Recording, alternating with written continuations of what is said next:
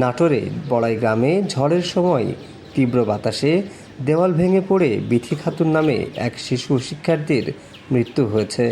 গতকাল সন্ধ্যার দিকে উপজেলার মাঝগাঁও ইউনিয়নের আগ্রান গ্রামে এ দুর্ঘটনা ঘটে।